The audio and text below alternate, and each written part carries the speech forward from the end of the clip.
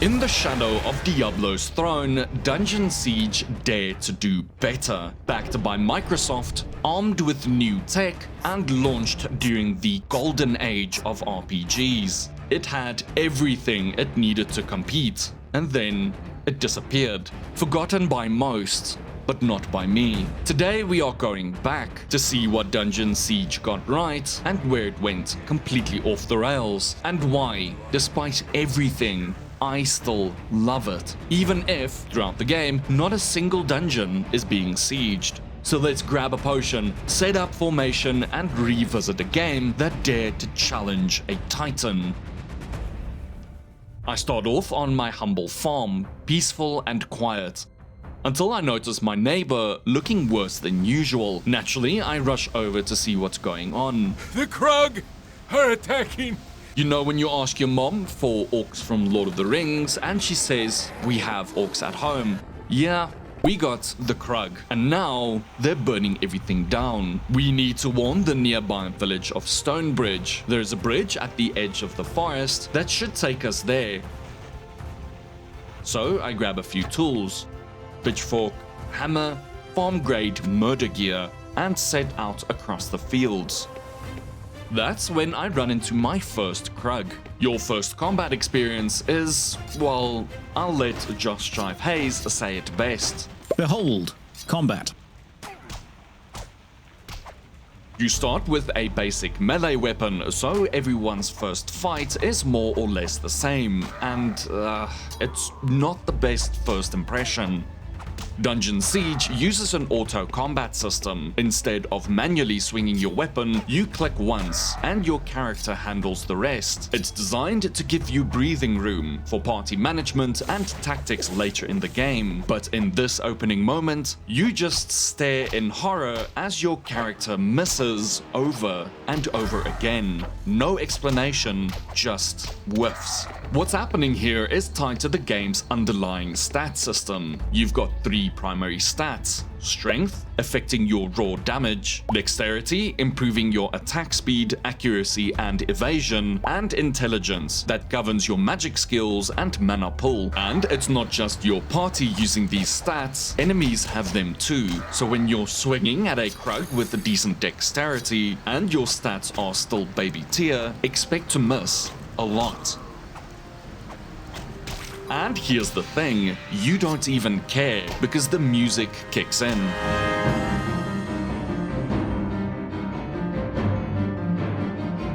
In my humble opinion, the music is one of the most underappreciated elements of Dungeon Siege. Composed by the legendary Jeremy Soule, the same mind behind Oblivion, Guild Wars, and Knights of the Old Republic. It's beautiful, and it makes you forget you just missed 90% of your attacks.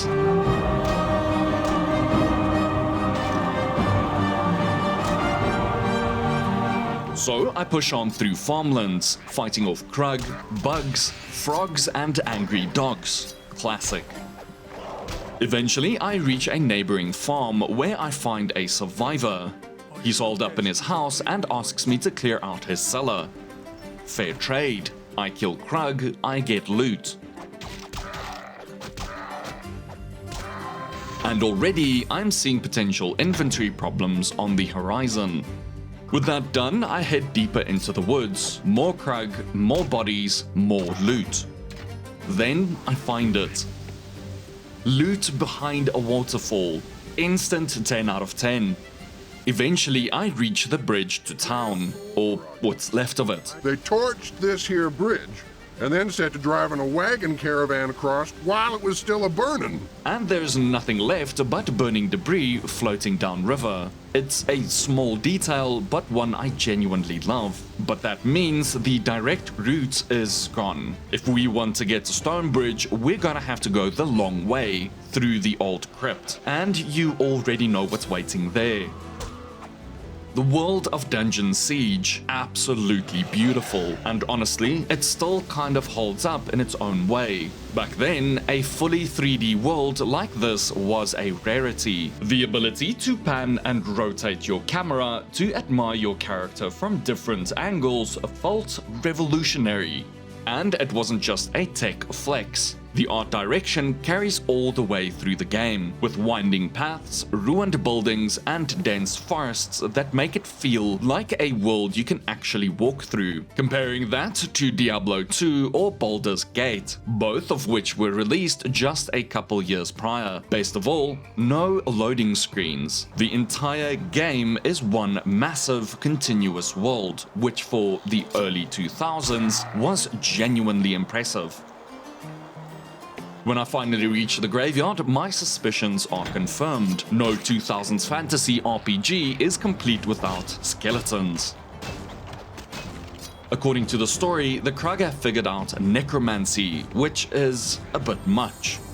These are the same creatures who burn bridges and then try and cross them, so raising the dead feels like a pretty big leap in intelligence. But hey, maybe we'll get answers later.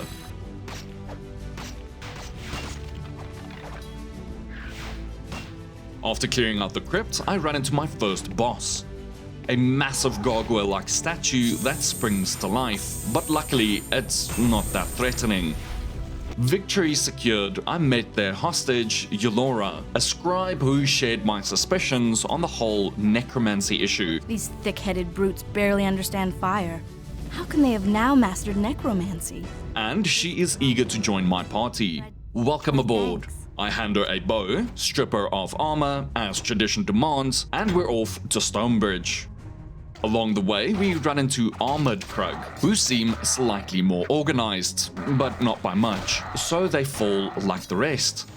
Dungeon Siege's combat remains simple. There is no active abilities, no cooldowns, no hotbars filled with skills to manage, just weapons, stats, and the occasional spell. At first, this feels like a weird decision, especially in the beginning when combat can be a little slow. But once your party grows, and especially when you're managing 6, 7, even 8 characters, you're suddenly grateful you're not micromanaging cooldowns. It leans into strategy over spectacle, and while it works most of the time, even in major fights like bosses, it can still feel a little flat. By the time we reach Stonebridge, the village has just survived a siege. Broken walls, scorched buildings, and shell-shocked survivors scattered across the town. I deliver my warning, the Krug are attacking, which feels a bit late, considering they're probably still wiping blood off the front gates. And I can't help but feel that I'm just being insensitive, but oh well. This is where I meet Gyorn, who's eager to join my cause, probably because of my insensitive jokes, so yes, you're coming with us. We explore the town, speak to some of the locals, and restock supplies. This, to me, is where the real game begins. Everything before this was just the tutorial. This is the first time you get to actually build a party. I decide to run 2 melee fighters up front to absorb the damage, 2 ranged DPS in the middle, and 1 healer at the back. Naidi joins us as our final ranged companion, and Zed, our local medic, gets promoted to full-time support. Salvation at last. We're given our next mission: travel north to Glacier, deliver the warning to the Overseer, and help whoever we can along the way. Everyone gets some fresh gear, packs up, and we head out. The long road north begins. For all its beauty, Dungeon Siege's world doesn't really feel lived in. You move through it, yes, but you don't really feel connected to it. There is no map, no sense of where you are in the grander world, no visual cues to ground you, no here's where you started, here's where you are going. Even a simple overview would have helped give context to the journey. And no, I'm not talking about the added map, that's just an overview camera. Take that burnt bridge outside Stonebridge for an example. Imagine if you can actually come up upon it on the other side. How amazing it would feel to get a glimpse of where you were. Instead, you move forward, and once you're through an area, that's it. There is no respawn, no returning life, just empty trials behind you, and that's the core issue. It's a beautiful world, but you're not inhabiting it, you're clearing it. Our next destination was Glitterdelve Mine, but surprise, the road is blocked, and we're forced to detour through an old abandoned tower. I'm starting to sense a theme here. Anyway, this tower is unapologetically creepy, and as someone with mild arachnophobia, yeah, it might have gotten to me. Slightly. Thankfully, it wasn't just spiders. We're talking skeletons, zombies, and, because why not, massive floating skulls that breathe fire. This was also the first time I realized just how important positioning was going to be. We are no longer fighting one or two Krug in a field. The encounters are bigger, messier, and far more dangerous. But this is where it really clicks. This is where Dungeon Siege becomes fun. Suddenly, that slow intro feels worth it. This is where the game demands more from you, and you finally have the tools to meet it. You've got your 3 core stats, but now we layer on top the game's 4 distinct combat skills: melee, ranged, nature magic, and combat magic. Each skill levels up the more you use it, no rigid class system, and this is where Dungeon Siege stands out. Melee and ranged are straightforward, more use, better accuracy, and more damage. Nature magic, although it does have some damaging spells, it mostly focuses on healing and buffing your party. Combat magic? Fireballs. You know the drill. In theory, the magic sounds cool, but in practice, it's underbaked.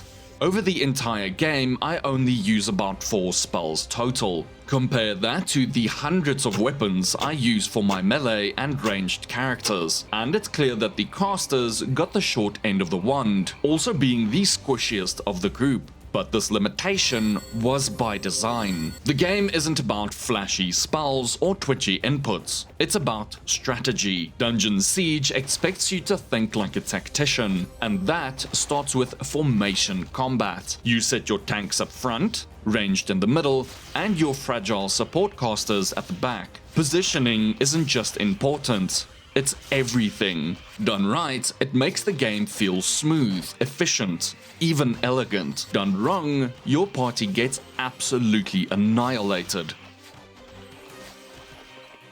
The level of party control is also surprisingly deep. You can micromanage everyone manually, let them follow a lead, spread them out, or arrange them in a formation so tight it'd make a SWAT team led by Samuel L. Jackson feel jealous. Yes, I do. Hentai too. You can even reposition mid-fight, moving your front line or pulling back support while keeping the pressure up. And this is why auto combat makes sense. You're not meant to tell everyone how to swing their sword. That's beneath your pay grade. Your job is to position, to respond, to adapt. Let the characters handle the hitting. You handle the thinking. We were nowhere near the end of the tower, and already I was struggling with inventory space. So I made the call to head back to Stonebridge and sell off the growing mountain of loot. Productive? Yes. Tedious? Also, yes. During the climb back, we had a close call. Yolora went down. But luckily, Zed revived her and we pressed on, finally making it to the boss of the tower. A tougher fight, but we pulled through, and at long last, we saw sunlight again. We cleared the blocked road to Stonebridge by destroying the boulder, and conveniently ran into a pair of traveling salesmen. Good timing too. We were already drowning in loot.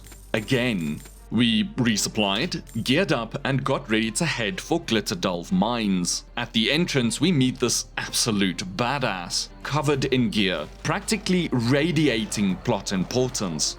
He tells us that all of this, the Krug attacks, the undead, the destruction, may be tied to someone called Commander Gresh, but he suspects that the goblins are the real puppet masters. He believes his brother, who's trapped somewhere in the mines, might have answers, and he even offers to join the party. But this time, I actually say no. It's time to start setting some standards. In my mind, more people in the party equals slower leveling for everyone. XP is not shared, it's finite, and so progress will eventually stall. And I'm not here to babysit freeloaders just because they have a tragic backstory. So, Dungeon Siege's leveling system is genuinely unique. There are no skill trees, no points to assign, no ding, here's your new power moments. Instead, it's all about what you do. Use a sword, get better with swords. Use a bow, improve your aim. Use magic, well, you get the idea. And on paper, the system is good. It gives you the freedom to experiment.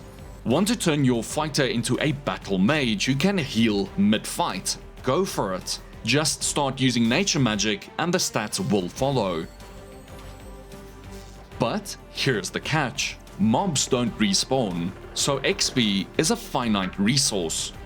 Once you've cleared an area, that's it. No going back to the grind. No switching builds halfway through. And that means experimenting often leads to a weaker character, punished for being creative. It's a huge missed opportunity. In an open world, this would be amazing. In Dungeon Siege, it's more of a trap. Back in the mines, we're once again overflowing with loot, and at this point, I refuse to micromanage every pair of rusty boots in my inventory, but I also refuse to leave anything behind, which means back to town, again. Now I noticed that the traveling merchants were selling pack mules, but I had a hunch they'd be cheaper in Stonebridge, so I made my party stay put and went back alone. On the way, I ran into some guards who thanked me for opening the road to Glitterdelve, and this is what I mean by the game occasionally acknowledging your presence in the world. Unfortunately, this is the first and last time it really happens. But back in town, I finally did it. I bought not one, but 2 mules. Meet Flare and Silverhoof. Absolute OGs of this playthrough. Think Bill from Lord of the Rings and you get the idea. Bye-bye, Bill. With them, I never had to backtrack for loot again. Ever. You're introduced to Dungeon Siege's loot system almost immediately, and it's glorious. There's a handy little button that lets your characters automatically pick up everything around them. No clicking, no dragging, just vacuum mode engaged. It's a true loot goblin's wet dream. But here's the problem. You'll run out of space very quickly. Sure, adding more characters helps, but it's never enough. That's where the game introduces something different. Pack mules. These beautiful, cowardly beasts will run from danger at the first sign of trouble, but in return, they can carry 3 times more than any party member. And when you finally reach a vendor, unpacking everything feels like a payday, cashing in on every sword, bow, and rusty helmet you found along the way. With Flare and Silverhoof now part of the team, we push deeper into the mines. There is more combat, more close calls, a bit of platforming, and eventually we find the dwarf's brother. Bravely done! He confirms our suspicions. The Krug are being driven by someone or something. He agrees that the overseer in Gleisern must be warned, and with that, we ride the elevator out of the mines. What greets us next is a snow-covered expanse, a massive shift from the darkness below. It's a welcome sight. Of course, not everything goes smoothly. We push through an ice cave, and while I genuinely like the aesthetic here, it's noticeably more difficult. We get ambushed from behind, and Zed goes down. Our only necromancer. Luckily, there's a once-off resurrection spell that any character can use, so we were able to revive him and press on. We don't learn our lesson here, and that will come back to haunt me. Eventually, we reach the town of Gleisern, and I can finally breathe a sigh of relief. After restocking and delivering our report to the Overseer, we get our next lead. Apparently, a powerful mage vanished recently, and that's when all of this chaos began. So, we keep an eye out. We clear the roads outside of town and stumble into an ice cave filled with ice insects, ice warriors, and ice everything. I'm sensing a theme. Despite the world being seamless, Dungeon Siege is still painfully linear, and that's frustrating, because the tech was there. The engine could have supported an open world experience. In fact, it did, in multiplayer. And multiplayer felt so much more alive. In the campaign, you follow a scripted path. In multiplayer, you forge your own. There wasn't much of a story in multiplayer, but let's be honest, no one is here for the story. Multiplayer was bigger, richer, and it just felt like a living world. So why they didn't make the campaign open world too, I have no idea. And honestly, it bugs me way more than it should. Just a quick note, I'm not saying that the overall experience was better in multiplayer. They took out exactly what made Dungeon Siege unique, the party system. So you went through it as a single character, essentially breaking the combat down to that slow early game experience. And although I understand why they did it, it kind of misses the point. I just want the campaign to also be an open world, with the respawning mobs, so you can actually experiment with this unique leveling system. I've tried getting the multiplayer to work again. It would be amazing to revisit those maps, but I haven't had any luck. If you know how to get this running, please let me know in the comments. Seriously, I'll bring Flare and Silverhoof. We reach this mysterious area with a glowing crystal at the center. Wait, is someone trapped inside? Meet Merrick, the most powerful wizard in the land, and he tells us that some dark force is behind the Krug attacks. And it's after his staff, which was recently stolen. He then offers to join us. And after checking his stats, let's just say Zed got outclassed hard. So yeah, Merrick joins the party. Not long after, we run into possibly my favorite NPC of the entire game. Who are you then? You tell that little green snotball I don't have any high and mighty magic staff? This is Jiraiya, a boomer trader with a grudge. We sell our stash, upgrade our gear, and prepare to move out again. But I was still pretty firm on keeping my party size at 5, so we said our goodbyes to Zed. Thanks for your service, bud. Enjoy retirement with Jiraiya. In hindsight, Zed's slow progression probably came from only casting healing spells. Dungeon Siege levels your skill based on use, so to keep my mages effective, I'd need to mix in damage spells, even from my dedicated healers. Lessons learned. We venture into another cave filled with all kinds of new enemy types, including these crystal-ranged mobs who absolutely kite you like pros. Every time you get close, they bolt. Your party, especially your melee characters, will chase them down no matter what, breaking formation. And that's when it happened, my first full wipe.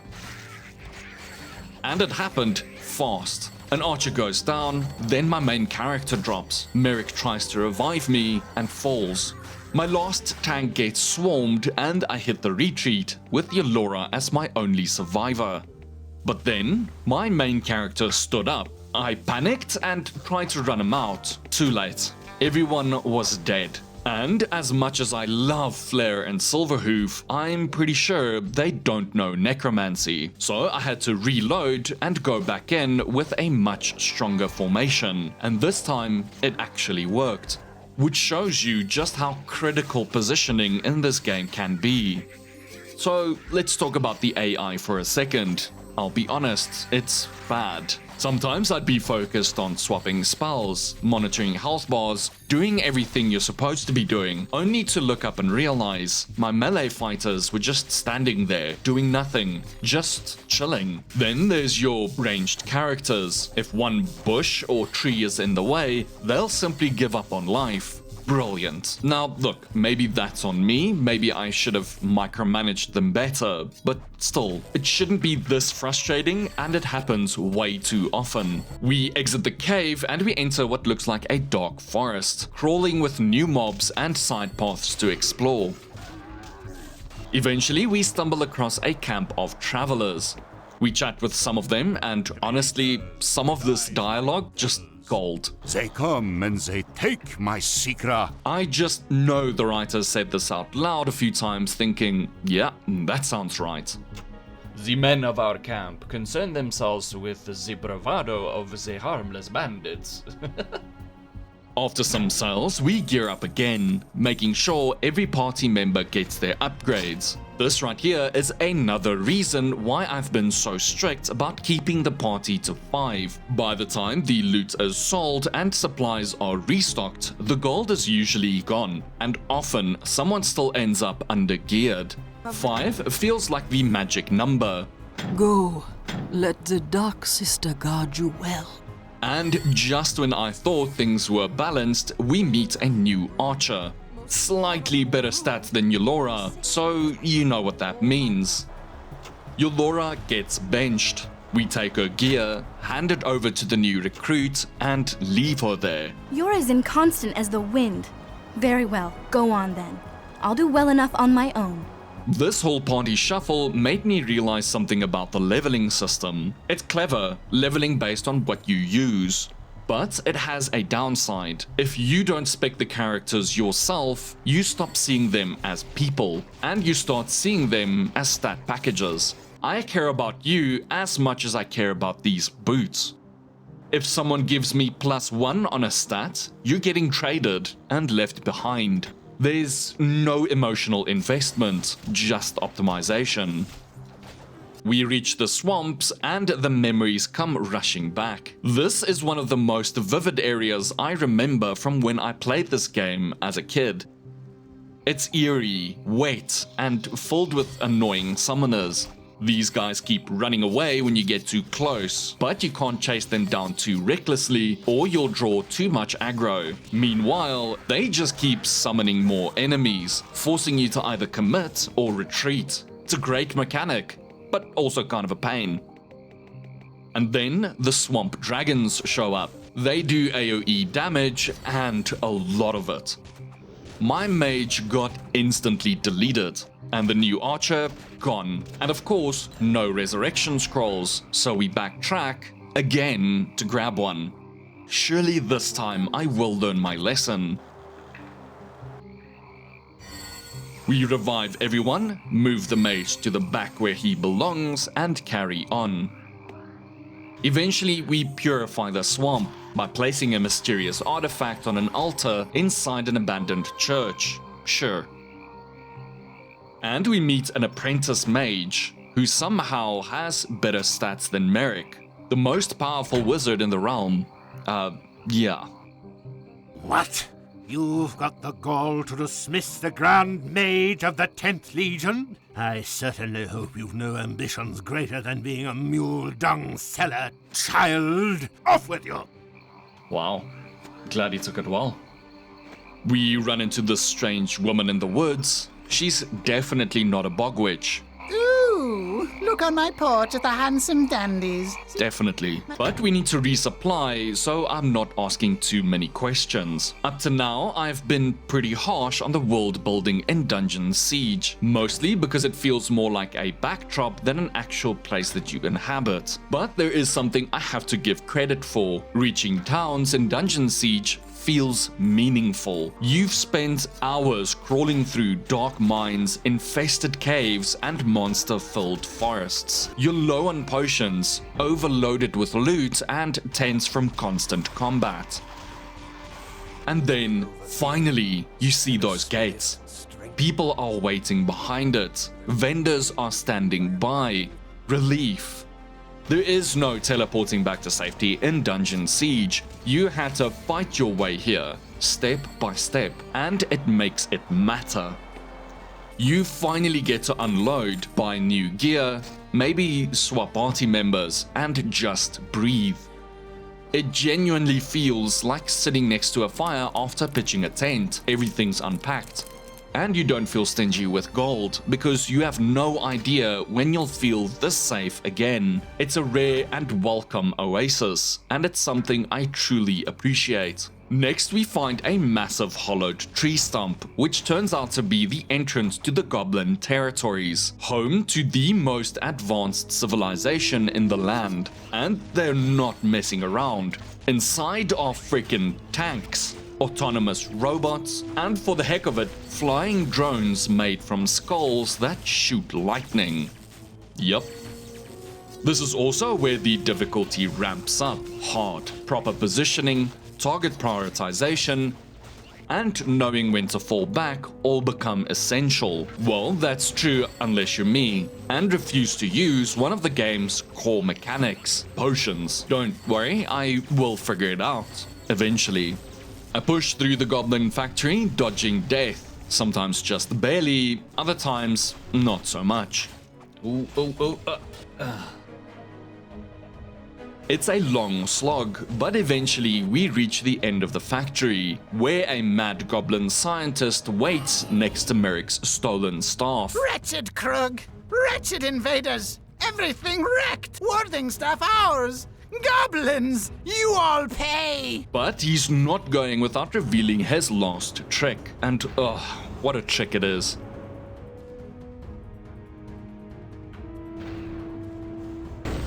That's a lot of AoE damage. Okay, the heals are just gone. Okay, that went well. The only way I can beat this boss? Cheesing hard. You find grenade launchers, which do barely any damage, but I discovered I could shoot them at the floor. And they'd bounce just right in order to hit the boss standing helplessly in the other room. Yeah, not my proudest fight, but hey, it worked. Just gonna try and do the cleanup kinda admirably. After the fight, we reclaim the staff, which instantly deactivates all the automatons. Our next stop is Fortress Croth, which is currently under siege by none other than Commander Gresh. Remember him? The dwarf back at Glitterdelf Mines warned us about this guy. These magic bits the Krug are stealing are going to some clag named Commander Gresh. But before we reach the fortress, we run into another trader. Perfect timing to resupply and rearm. Wait, isn't that the Beholder from Dungeons and Dragons? Oh, Dungeon Siege. I get it. Microsoft didn't have enough money for the IP, huh? Well, close enough. As we approach the outskirts of the forest, we find the surrounding area swarming with the undead. And if you were actually paying attention to the story, don't worry, no one was, you'd remember this. At the start of the game, we learned that the Krug mastered necromancy. How can they have now mastered necromancy? Why? Well, because Commander Gresh taught them. At last. It's time we return the favor. Let us see if your metal is greater than that of your worthless kin. Oh no. Oh, this fight. This one frustrated me. Not because it's hard, that's fine. It's because it completely goes against everything the game has been teaching up to this point. Formation and positioning? Yeah, forget about those. The arena is closed off, so there's no room to reposition, and enemies start spawning behind your party, rendering your formation completely useless. The backline gets shredded, and there is no way to tank the damage. So, what's the solution? Potions. Like, a lot of potions. So, let's talk about health potions. Up until now, I figured that my healer could carry the team, and maybe if you had 2 dedicated healers, that could work. But Dungeon Siege expects you to rely on potions. A lot. And honestly, it has one of the best potion systems I have ever seen. Most games, take Skyrim for example, give you full health the second you hit the potion button. Instant heal, full bottle gone. But in Dungeon Siege, your character actually drinks the potion. It has an animation, and they only consume what's needed. That means you're not being punished for using it early. No need to wait until you are hanging on by a thread. It also introduces a cool gameplay trade-off. You can drink as often as you want, but during the animation you can't attack. So you are choosing attack now or stay alive. It's clever, and I have no idea why more games didn't copy this. Okay, so it's going a lot better, but I think the ranged damage is just too consistent. I eventually decided to target their archers first, and hey, that actually worked. And more importantly, I finally realized potions are cracked. Actually, it wasn't that hard.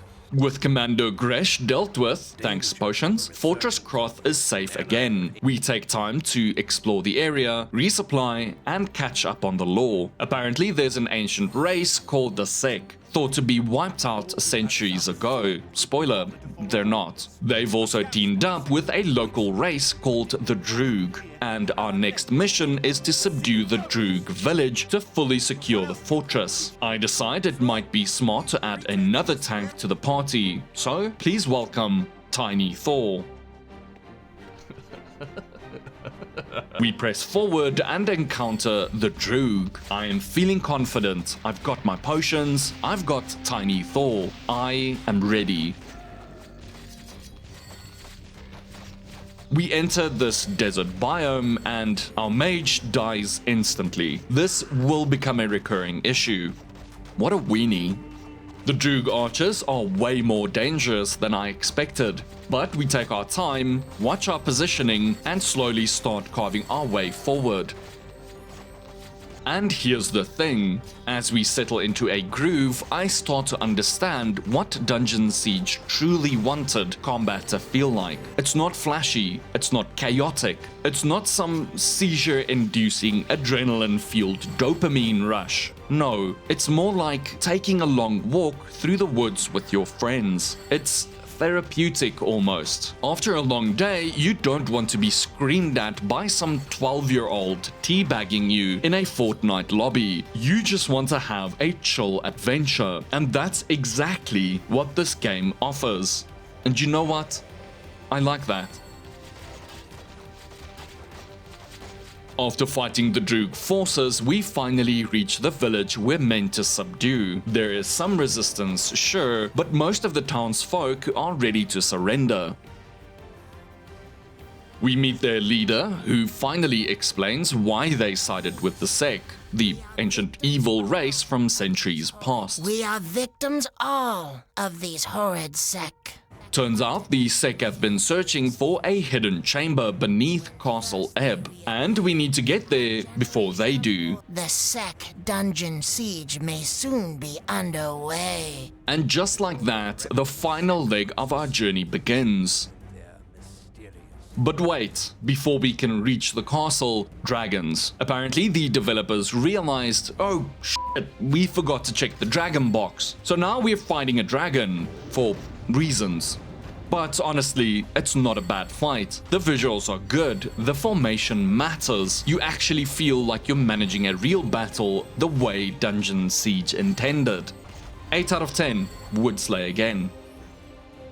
After the dragon, we move through a mountainside cave and find ourselves in a familiar looking area. It has the same aesthetic as the beginning of the game, which instantly made me feel nostalgic. And of course, there is something behind the waterfall. 10 out of 10, Game of the Year. Outside the castle, we meet Lord Bollinger, and he shall henceforth be known as the Fourth Tank. By all the powers that be, a friendly face! But we already had a full party of 8, so we let Silverhoof go. It hurt more than I expected. I felt more letting go of that mule than I did any other party member. But we were approaching the end, and I figured we didn't need as much carrying capacity going forward. Rip Silverhoof, you were the real one. We reach Castle Ebb and, yeah, looks like we might be a tad late. The place is crawling with sec. We push forward, clearing room by room, until we reach the throne room, and the mage dies. And of course, we don't have a resurrection scroll. Son of a bitch. We stock up and return, again. And continue clearing the castle roof. Ouch. See, anyone can die. It's not going to be a problem as long as the mage is up. He's the only one who has a spell that can resurrect. Whereas if the mage is dead, then someone has to use one of those scrolls. And if you don't have one on you, then you're pretty much just screwed. With the upper floors cleared, we begin our descent into the lower levels of Castle Ebb. We face off against all kinds of strange, twisted creatures. Bro, that thing straight up just has nipple piercings. Eventually, we find the king imprisoned in a cell. He explains that there is a chamber beneath the castle, the Chamber of Stars, which contains powerful artifacts that can help us in the final battle. And of course, the ancient evil is waking up. The barriers are weakening. The world is doomed. You know how it goes. We grab the key and press on. But at this point, my inventory is a disaster. This just shows how valuable poor Silverhoof really was. Rest in peace, you glorious pack animal. Then we run into the local dungeon keeper, and honestly, I have no idea what to say about this guy. He's a good boy, isn't he? Bro, what? Like, what? They wanted to know where the Chamber of Stars was, those sack devils, but Swanee wouldn't tell them. We finally reach the Chamber of Stars.